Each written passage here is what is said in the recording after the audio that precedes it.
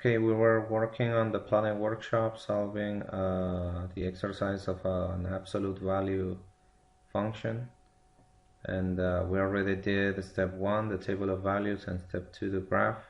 What we're gonna do next is step 3. Step 3 is finding the intercepts. So step 3 will be intercepts. Okay. Remember, there are two types of intercepts. One is the x-intercept, and the other one is the y-intercept.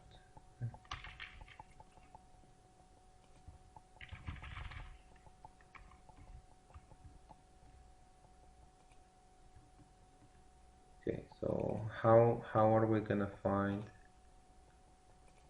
each one of the intercepts? What we do is we copy the formula of the exercise, but instead of fx we put y. Okay, we put letter y instead of fx, and then the rest of the exercise will be identical. Okay, and that process we do it twice. We do it for the ix and for the I sub y. Okay. In each one of the intercepts, the other letter is going to be 0. So if I'm looking for the x-intercept, then letter y is going to be 0. So instead of y, I'm going to put 0. Okay. Now what am I going to do next? What I'm going to do is I'm going to flip the equation. So this equals 0 that is on the left side.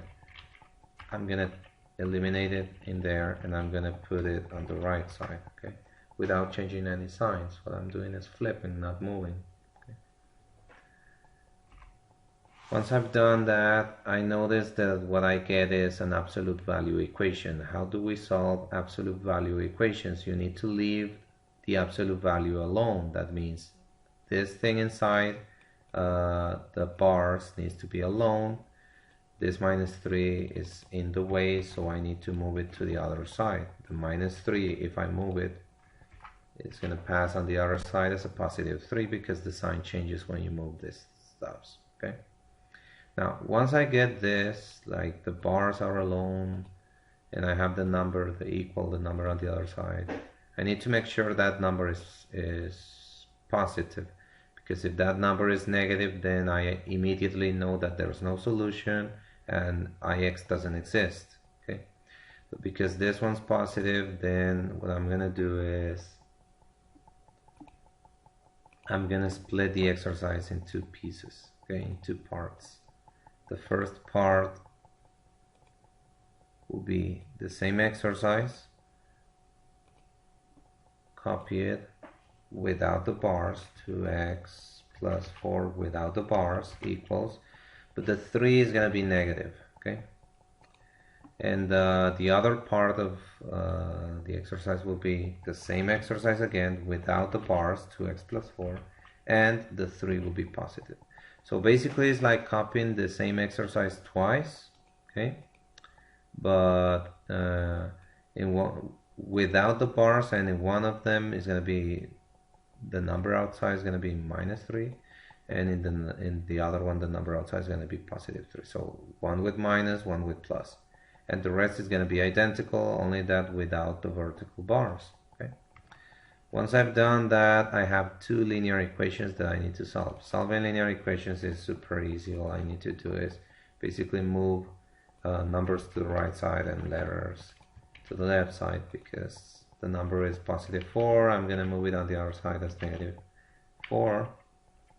So I'm going to put -4. Okay.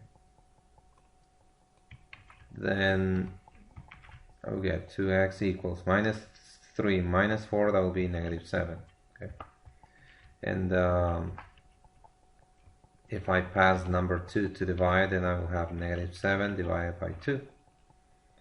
And -7 divided by 2, that will be half of 7 is 3.5. Okay, and minus and plus will be minus. Okay, half of 7 is 3.5 because half of 6 is 3, and half of that one will be 0.5.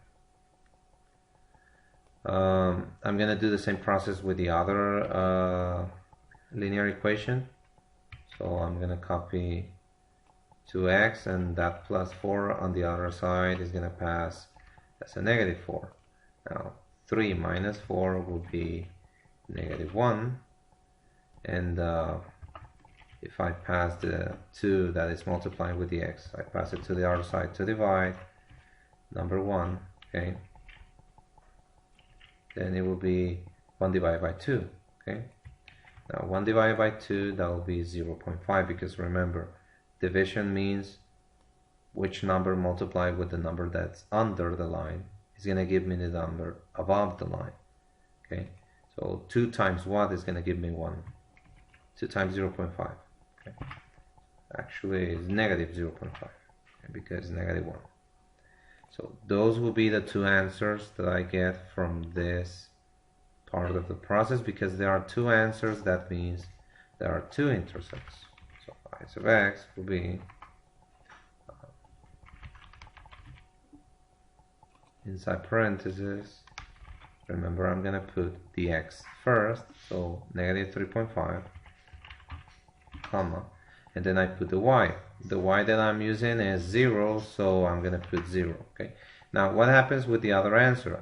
Okay, I'm gonna have to do another parenthesis. I'm gonna put comma or space, another parenthesis where I'm gonna put negative 0.5, that's the x, and the y is still 0, okay? So that will be the answer for the x-intercept. Now let's go with the y-intercept. The y-intercept usually is easier than the x-intercept in exercises that are functions, okay? All I need to do in the y-intercept is change the x with 0, because remember that when we're solving an intercept, the other letter is 0. Because I'm focusing on y, then x is going to be 0. So I'm going to copy the exercise again, but instead of x, I'm going to put 0, okay? So 2 times 0, that will give me 0, right?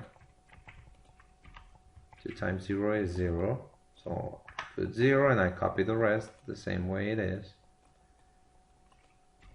And then 0 plus 4, that will give me 4. Okay? Now 4 inside the absolute value bars, that will be absolute value of 4. That is normal 4. Absolute value of 4 is 4. And 4 minus 3, that will give me 1. Okay? Now because the y is 1, that means that the y-intercept will be inside parentheses. Remember, I put the x first and then the y. What is the x in this part of the exercise? The x is 0, because that's the number that I used for x. Okay, so I put 0, comma. Which number is y? Y will be number 1, because that's what we found. There's only one number, one answer for I sub y, so that will be the answer for the y-intercept. Okay, that will be step 3 of an absolute value function.